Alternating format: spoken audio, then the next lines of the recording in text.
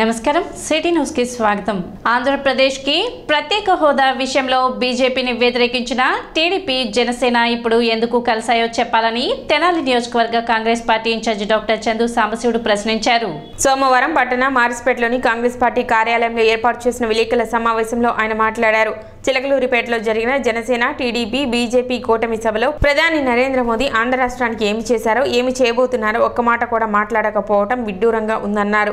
విభజన చట్టంలో కాంగ్రెస్ పార్టీ ఆంధ్రప్రదేశ్కు కేటాయించిన హామీలను 10 సంవత్సరాల కేంద్రంలో అధికారంలో ఉన్న బీజేపీ ఏమి అమలు చేయలేదని చెప్పారు. అమరావతి రాజధానికి ప్రధాని నరేంద్ర మోదీ చేసింది జీరో అని చెప్పారు. ప్రత్యేక హోదా 10 సంవత్సరాలు కావాలి అని అన్న బీజేపీ ఇంతవరకు ఎందుకు ఇవ్వలేదని ప్రశ్నించారు. అన్ని రాష్ట్రాలకు న్యాయం చేయవలసిన బాధ్యత కేంద్రంపై ఉందని 10 సంవత్సరాల కేంద్రంలో అధికారంలో ఉన్న బీజేపీ ఆంధ్రప్రదేశ్కి ఏమి న్యాయం చేసిందో చెప్పాలన్నారు.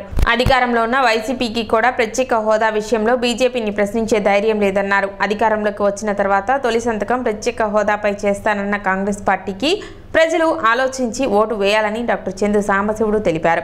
దేశంలో ఉన్నటువంటి మెజారిటీ ప్రతిపక్షాలన్నీ కూడా రాహుల్ గాంధీ గారిని చాలా అభినందించని దానికి ఆయన సక్సెస్ఫుల్గా కంప్లీట్ చేసినందుకు మన తెనాలి కాంగ్రెస్ పార్టీ తరఫున అభినందిస్తున్నాం. ప్రధానమంత్రి నరేంద్ర మోడీ గారు ఎలక్షన్ కోడ్ వచ్చిన తర్వాత చంద్రబాబు నాయుడు గారు పవన్ కళ్యాణ్తో కలిసి నిన్న పబ్లిక్ మీటింగ్ కండక్ట్ చేయడం జరిగింది.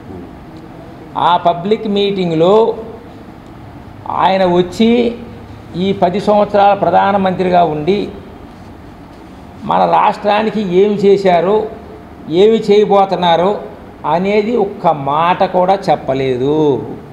నిన్న మోడీ గారు నేను ఆంధ్రప్రదేశ్ని నాలెడ్జ్ హబ్ అంటే విద్యావంతంగా 11 విద్యా సంస్థలు పెట్టాము అని చెప్తున్నారు.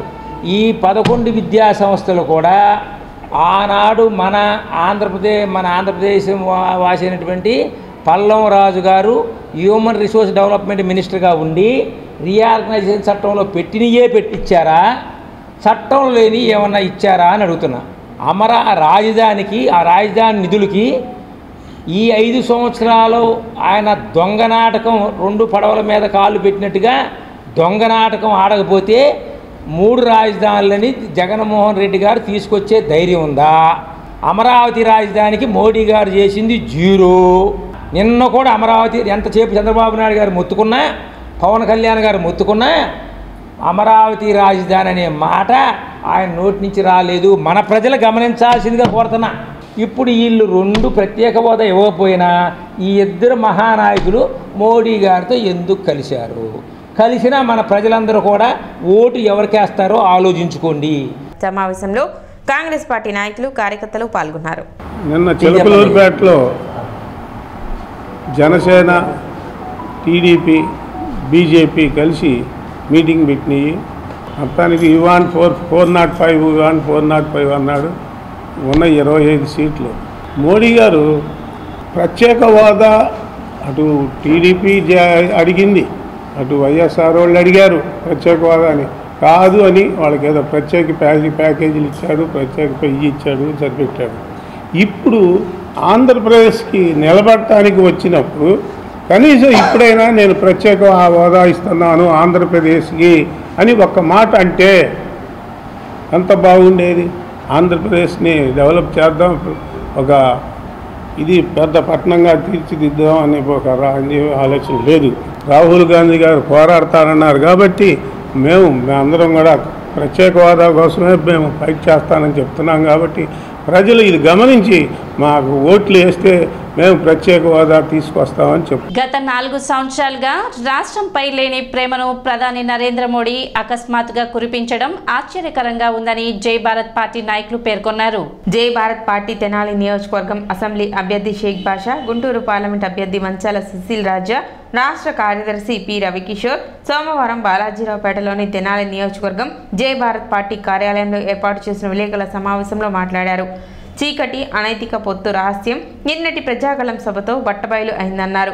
రాష్ట్ర ప్రయోజనాలను పక్కన పెట్టి వారి పార్టీ ప్రయోజనాలకే పెద్దపీట వేస్తూ సభ జరగడం బాధాకరమన్నారు.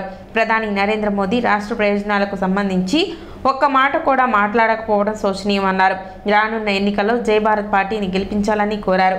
ఈ సందర్భంగా ఎలక్షన్ కమిషన్ జై భారత్ పార్టీకి బ్యాటరీ టార్చ్ గుర్తును ప్రకటించినట్లు తెలిపారు. మా పార్టీ జై భారత్ పార్టీ గుంటూరు పార్లమెంటు అభ్యర్థి మంచాల సుశీల్ గారు మా కార్యాలయానికి విచ్చేశారు. ఆ సందర్భంగా ప్రెస్ మీట్ ఏర్పాటు చేయడమైనది. రెండోది, నిన్న మోడీ గారి సభ జరిగిన సందర్భం మనం చూసాము. అది ఎలా ఉందంటే, ఈ మూడు పార్టీలు కలిసి పొత్తులు పెట్టుకొని రాష్ట్రానికి ఏ విధమైనటువంటి ఉపయోగకరంగా కాకుండా వాళ్ళ స్వప్రయోజనాలు, వాళ్ళ కేసుల గురించి, వాళ్ళ ఆస్తుల గురించి, వాళ్ళ ఎజెండా మొత్తం కూడా సీక్రెట్ ఎజెండా ఇంత ముందు నుంచి నడిచిందే ఇప్పుడు బయటపెట్టారు. ఆ మోడీ గారు సభ అట్రప్లాప్ అయింది. అది ఒక రాష్ట్ర ముఖ్యమంత్రిగా 40 సంవత్సరాల ఇండస్ట్రీ ఒక పక్క, సినీ ఫీల్డ్లో సూపర్ స్టార్ లాగా వెలుగుతున్నటువంటి పవన్ కళ్యాణ్ ఒక పక్క, భారతదేశానికి నరేంద్ర మోడీ గారు దేశ ప్రధానిగా అంత పెద్ద వ్యక్తి వస్తే ఆ సభ ఎట్టా ఉందంటే అత్యంత దారుణంగా ఫెయిల్ అయింది అది. రెండోది, మన రాష్ట్రం గురించి ఈ పొత్తులు పెట్టుకున్న నాయకులు కానీ ఈ మోడీ గారి సభలో ఏదైనా ఒకటన్నా ఒక విభజన హామీ గురించి కానివ్వండి, ప్రత్యేక హోదా గురించి కానీ, రైల్వే జోన్ గురించి కానీ ఏదన్నా అభ్యర్థిస్తారేమో అని చెప్పి రాష్ట్ర ప్రజలందరూ ఎంతో ఆశగా ఎదురు చూస్తే వాళ్ళ ఆశలు అడియాశలు అయిపోయినాయి. సమావేశంలో వి రాజయ్య, సదానందం, డి సాంబశివరావు, నాగరాజు, అభిరామ్, ప్రకాష్, దక్షిణామూర్తి తదితరులు పాల్గొన్నారు. పొత్తు పెట్టుకున్న మొదటి రోజే జేడి లక్ష్మీనారాయణ గారు ఒకటే చెప్పారు, మీరు పొత్తు పెట్టుకుంటున్నారు, పెట్టుకునే ముందు విభజన హామీలు ఏమైతే ఉన్నాయో దాన్ని మీరు రాతపూర్వకంగా లిఖితపూర్వకంగా తీసుకోండి. ప్రత్యేక హోదాని ఏ విధంగా అయితే నీరు గార్చారో ఆ ప్రత్యేక హోదా మీద ఒక వివరణ ఇవ్వండి, మేము ప్రత్యేక హోదా ఇస్తాము. అలాగే వైజాగ్ స్టీల్ ప్లాంట్ని ఏ విధంగా అయితే ప్రైవేటీకరణ చేశారో దాని గురించి కూడా మీరు తీసుకోండి. అలాగే రాష్ట్రానికి కావాల్సిన నిధులు ఏ విధంగా అయితే ఇవ్వాలో ప్రతి దాని గురించి మీరు లిఖితపూర్వకంగా తీసుకోమని లక్ష్మీనారాయణ గారు చెప్పారు. అలాంటిది ఏమీ లేకుండా నిన్న మాట్లాడిన సభలో రాష్ట్రానికి ఏ విధమైన నిధులు కానీ ఏ విధమైన కేటాయిస్తామో ఒక మాట కూడా చెప్పకుండా అలాగే వచ్చి ఏదో చూచాయిగా అంటే మన పక్క ప్రత్యర్థి పార్టీల మాట అనేసి వెళ్ళిపోవడం జరిగింది. అది చాలా దారుణం. రాష్ట్రాన్ని నీరుగార్చే కార్యక్రమం ఈరోజు రాష్ట్రంలో జరుగుతుంది. అనైతికం. ఈ పొత్తు అనేది చాలా అనైతికం. మా లక్ష్మీనారాయణ గారు ఎప్పుడు చెప్తుంటారు, మాకు రాష్ట్రానికి కావాల్సిన నిధులు కావాలి, రాష్ట్రానికి న్యాయం చేయాలి, ప్రతి నియోజకవర్గానికి పరిశ్రమలు కానీ ఏది ఒక్క హామీ కూడా ఇవ్వకుండా మీరు పొత్తు చెప్పేసి రాష్ట్రాన్ని ఇచ్చేస్తున్నారు. దీన్ని మేము ఏ విధంగా ఉపేక్షించేది లేదు.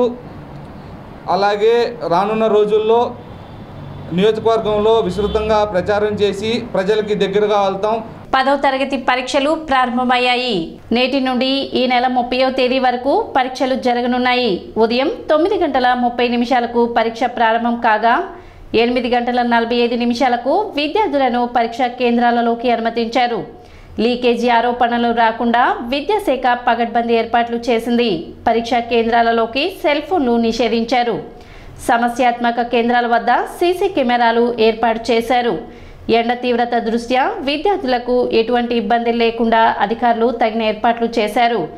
ఇదిలా ఉండగా 10వ తరగతి పరీక్షలు రాసే విద్యార్థులకు ఏపీఎస్ఆర్టీసీ ఉచిత ప్రయాణ సౌకర్యం కల్పించింది.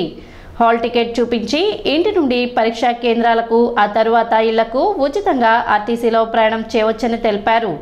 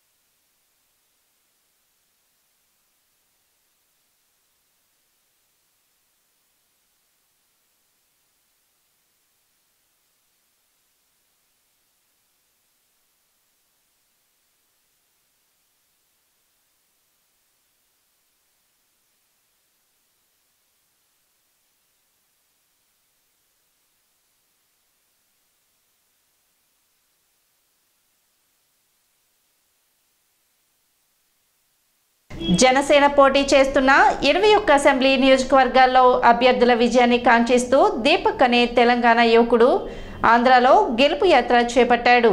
రానున్న సార్వత్రిక ఎన్నికల్లో టీడీపీ జనసేన పొత్తు గెలవాలి, ప్రభుత్వం మారాలి నినాదంతో తెలంగాణ యువకుడు జనసేనకు మద్దతుగా ప్రచారాన్ని నిర్వహిస్తున్నాడు. జనసేన పోటీ చేస్తున్న 21 మంది ఎమ్మెల్యే అభ్యర్థులను గెలిపించాలని, రాష్ట్ర భవిష్యత్తు కోసం పవన్ కళ్యాణ్ చేస్తున్న పోరాటానికి మద్దతుగా తమ వంతు ప్రచారాన్ని నిర్వహిస్తున్నట్లు దీపక్ తెలిపారు. జనసేన పోటీ చేస్తున్న 21 నియోజకవర్గాల గెలుపు లక్ష్యంగా ఈ గెలుపు యాత్ర చేపట్టినట్లు దీపక్ పేర్కొన్నారు.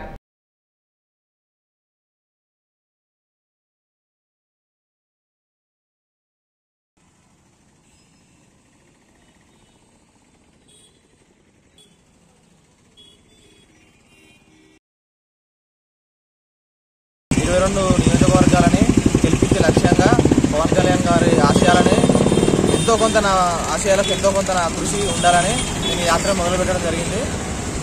రాబోయే ఎలక్షన్స్ వరకు నేను యాత్రను కొనసాగిస్తున్నాను. ఈరోజు 3వ రోజు యాత్రలో భాగంగా తెనాలి రావడం జరిగింది. జై జనసేన. ప్రస్తుతానికి నిన్న జరిగిన ప్రజాగలం చిలకలూరుపేట సభకు పాల్గొనడం జరిగింది. తర్వాత ఇప్పుడు ఫస్ట్ తెనాలి రావడం జరిగింది. సిటీ న్యూస్ ఇంతటితో సమాప్తం. నమస్కారం.